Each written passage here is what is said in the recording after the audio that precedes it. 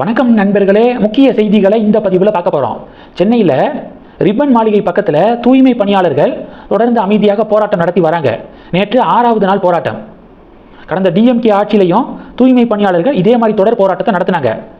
பணி நிரந்தரம், ஊதிய உயர்வு போன்ற கோரிக்கைகளை வலியுறுத்தி போராட்டத்தை நடத்தினாங்க. அப்போ இரவோடு இரவாக அந்த அமைதியாக போராடின தூய்மை பணியாளர்கள் அந்த போராட்ட களத்திலிருந்து எப்படி அப்புறப்படுத்தப்பட்டாங்க அப்படிங்கிறத நாடே பார்த்துச்சு. அந்த சூழலில் டிவிகே தலைவர் விஜய் தூய்மை பணியாளர்களை நேரடியாக பணியிடக்கு வர வச்சு அவங்களுக்கு தங்களுடைய ஆதரவை வழங்கினார். டிவிகே ஆட்சிக்கு வந்தோன்னே உங்களுடைய கோரிக்கைகள் எல்லாமே நிறைவேற்றப்படும் அப்படிங்கிற ஒரு உறுதிமொழி அளித்தார். இப்போ டிவிகே ஆட்சிக்கு வந்துருச்சு. தூய்மை பணியாளர்கள் டிஎம்கே ஆட்சியில் போராடின மாதிரி அமைதியான முறையில் தொடர்ந்து போராட்டத்தை நடத்துகிறாங்க. நேற்று 6வது நாள் போராட்டம். நியூஸ் 18 தமிழ்நாடு நேற்று என்ன நியூஸ் வெளியிட்டிருக்காங்கன்னா, தூய்மை பணியாளர்கள் போராட்டம் நடத்திய அந்த இடத்துல மின்சாரம் துண்டிக்கப்பட்டிருக்கு அப்படின்னு சொல்லிட்டு நியூஸ் 18 தமிழ்நாடு நேற்று செய்தி வெளியிட இது ஒரு பெரிய டிபேட்டாக மாறி இருக்கு. இது மாதிரி வாட்டர் கனெக்ஷனை கட் பண்ணி மின்சாரத்தை துண்டித்து போராட்டத்தை முடக்க பார்க்குறீங்களா? அமைதியான முறையில் போராட்டம் நடத்துவதற்கு அவங்களுக்கு எல்லா உரிமையும் இருக்குது. அவர்களுடைய கோரிக்கைகளை நிறைவேற்ற பாருங்க அப்படின்னு சொல்லிட்டு கவர்மெண்ட்டுக்கு பொதுமக்கள் அட்வைஸ் பண்ணுறாங்க. இது ஒன்று. ரெண்டாவது என்ன பார்க்க போகிறோம்? சௌமியா அன்புமணி இருக்காங்களே, சட்டப்பேரவையில் பாக்கம், தாங்கல், கரணை இப்படி முடியக்கூடிய ஊர் பேர் இருக்குல்ல, சென்னையில் பல பகுதிகள் இருக்குது. இதெல்லாம் வாட்டர் ஹோல்டிங் பாடி, நீர் தங்கக்கூடிய இடம். பள்ளிக்கரணை, ஐயப்பந்தாங்கல், விருகம்பாக்கம், காரப்பாக்கம் இதெல்லாம் வாட்டர் ஹோல்டிங் பாடி. முன்னாடி இங்கெல்லாம் தண்ணி இருந்துச்சு, அது ஆக்கிரமித்து பல கட்டிடங்கள் கட்டப்பட்டிருக்கு. அரசு கட்டிடங்களே கட்டப்பட்டிருக்கு. முன்னாடி தான் விழிப்புணர்வு இல்லை, இப்போ விழிப்புணர்வு நமக்கு தேவை. இனி வாட்டர் ஹோல்டிங் பாடி ஏரியாஸில் அரசு கட்டிடங்கள் கட்டப்படக்கூடாது அப்படின்னு சொல்லிட்டு சட்டப்பேரவையில் அக்கா பேசியிருக்காங்க. எப்படிப்பட்ட பேச்சு, சூப்பர் அப்படின்னு சொல்லிட்டு ஃபயர் விடுறதுக்குள்ள அக்கா இன்னொன்று பேசி வச்சுருக்காங்க. இது ரொம்ப ஒரு டிசப்பாயின்மெண்ட்டாக இருக்குது. அக்கா என்ன சொல்லியிருக்காங்கன்னா, என்எல்சி இருக்குல்ல, என்எல்சி தேவையே இல்லை. என்எல்சினால் 2000 மெகாவாட் மின்சாரம் தான் உற்பத்தி செய்யப்படுது. தமிழ்நாடு தான் மின்மிகை மாநிலமாக மாறிட்டோம்ல, பிறகு எதுக்காக என்எல்சி அப்படின்னு சொல்லி பேசியிருக்காங்க. அக்காவுடைய இந்த ஸ்டேட்மெண்ட்டு உண்மையிலேயே ஏமாற்றத்தை கொடுக்குது. என்எல்சியை நம்பி எவ்வளவு குடும்பம் இருக்காங்க? 2000 மெகாவாட் மின்சாரம் அப்படிங்கிறது சாதாரண விஷயமா? சாட் ஜிபிடி கிட்ட 2000 மெகாவாட் மின்சாரத்தை எவ்வளோ வீடுகளுக்கு பயன்படுத்த முடியும் அப்படின்னா, தோராயமாக 20 லட்சத்திலிருந்து 40 லட்சம் வீடுகளுக்கு பயன்படுத்த முடியும்னு சொல்கிறாங்க. இப்போ 40 லட்சம் வீடுகளுக்கு மின்சாரம் அப்படிங்கிறது லேசுப்பட்ட விஷயமா? என்எல்சியை மூடணும், ஸ்டெர்லைட் காப்பரை மூடணும், பரந்தூர் ப்ராஜெக்ட் வேண்டாம், சென்னை டு சேலம் 8 வழி சாலை திட்டம் வேண்டாம், இது மாதிரி எல்லா திட்டமும் வேண்டான்னு சொன்னதுனால தான் பல ப்ராஜெக்ட்ஸு ஆந்திர பிரதேசத்தை நோக்கி நகர்ந்துக்கு இருக்கு. இதில் என்எல்சியும் வேண்டாம் அப்படின்னு சொல்கிறதெல்லாம் நியாயமே இல்லைக்கா அப்படின்னு பலர் சௌமியா அன்புமணி அவர்களுக்கு அட்வைஸ் பண்ணுறாங்க. இது 2. 3வது, கர்நாடகாவில் 3 தமிழர்கள் சுட்டுக் கொல்லப்பட்டாங்கல்ல, அவங்களுடைய பிரேத பரிசோதனை ரிப்போர்ட் வெளிவந்திருக்கு. ஃபாரஸ்ட் டிபார்ட்மெண்ட் என்ன சொன்னாங்க?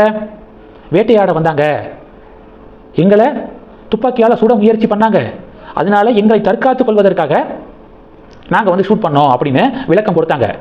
சரி, காலில் ஷூட் பண்ணியிருக்க வேண்டியதானே, எதுக்காக உயிர் போகக்கூடிய இடங்களில் ஷூட் பண்ணீங்க? முக்கியமான பிளேஸ் நெஞ்சு பகுதி, இங்கெல்லாம் ஏன் ஷூட் பண்ணீங்க அப்படின்னு கேட்டபோது, தூரத்தில் இருந்தோம், அதனால இப்படி நடந்திருக்கு, நாங்கள் ஷூட் பண்ணும்போது அங்கே பட்டுருச்சு அப்படின்னு சொல்லிட்டு விளக்கம் கொடுத்தாங்க. இப்போ அந்த 3 பேருடைய பிரேத பரிசோதனை ரிப்போர்ட்டில் என்ன தெரிய வந்திருக்கு தெரியுமா? 10 அடி அல்லது 10 அடிக்கு குறைவான டிஸ்டன்ஸில் இருந்து தான் கர்நாடகா ஃபாரஸ்ட் டிபார்ட்மெண்ட்டு அந்த 3 பேர் மேலேயும் ஷூட் பண்ணியிருக்காங்க அப்படின்னு பிரேத பரிசோதனை ரிப்போர்ட்டில் தெரிய வந்திருக்கு. தூரத்திலேருந்து நாங்கள் ஷூட் பண்ணோம் அப்படின்னு கர்நாடகா ஃபாரஸ்ட் டிபார்ட்மெண்ட் சொன்னது முற்றிலும் பொய் அப்படிங்கிறது நிரூபிக்கப்பட்டிருக்கு. இப்போ சிபிஐ விசாரணை தேவை அப்படின்னு இப்போ இந்த பிரேத பரிசோதனை ரிப்போர்ட் வந்த பிறகு பொதுமக்கள்லாம் குரல் கொடுக்குறாங்க. இது 3. அடுத்த செய்தி, அண்ணாமலைக்கு கிடைத்த வெற்றி. தமிழக ஆளுநர் இப்போ ஒரு மசோதாவுக்கு ஒப்புதல் வழங்கியிருக்காரு.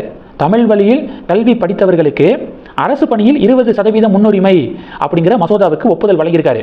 கடந்த டிஎம்கே ஆட்சியில் இந்த மசோதா நிறைவேற்றப்பட்டது, கவர்னருடைய ஒப்புதலுக்காக அனுப்பப்பட்டுச்சு.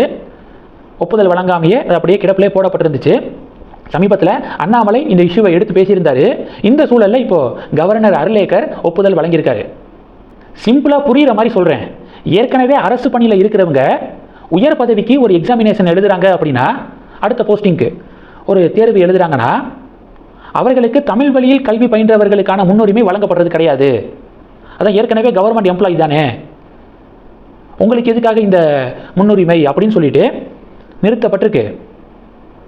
ஃபஸ்ட்டு கவர்மெண்ட் எம்ப்ளாயாக வரதுக்கு நடக்கக்கூடிய தேர்வில் மட்டும்தான் தமிழ் வழியில் கல்வி பயின்றவர்களுக்கு முன்னுரிமை வழங்கப்படுது.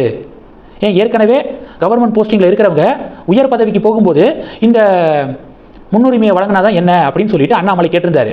உதாரணத்துக்கு கான்ஸ்டபிள் போஸ்ட்டில் இருக்கிறவங்க காவல்துறையில் எஸ்ஐ போஸ்ட்டுக்கு தேர்வு எழுதும்போது டிபார்ட்மெண்டல் கோட்டா 20% இருக்குது கான்ஸ்டபிளுக்கு. அதில் அவர்களில் தமிழ் வழியில் கல்வி பயின்றவர்களுக்கு முன்னுரிமை வழங்கப்படுறது இல்லை. இதை எடுத்து பேசியிருந்தார். இந்த சூழலில் தான் இப்போது கவர்னர் இந்த மசோதாவுக்கு ஒப்புதல் வழங்கியிருக்காரு. இப்போ இதனால் என்ன நடக்க போகுது? அரசு பணியில் ஏற்கனவே இருந்திருந்தாலும் அவங்க உயர் பதவிகளுக்கு தேர்வு எழுதும்போது தமிழ் வழியில் கல்வி பயின்றவர்களுக்கான முன்னுரிமை அவர்களுக்கும் வழங்கப்படும். இந்த கையெழுத்து அதை உறுதிப்படுத்தும், கவர்னருடைய கையெழுத்து. ஸோ அண்ணாமலை சரியான நேரத்தில் இதை எடுத்து பேசியிருக்காரு அப்படின்னு அண்ணாமலைக்கு பாராட்டுகள் குவிந்து வருது.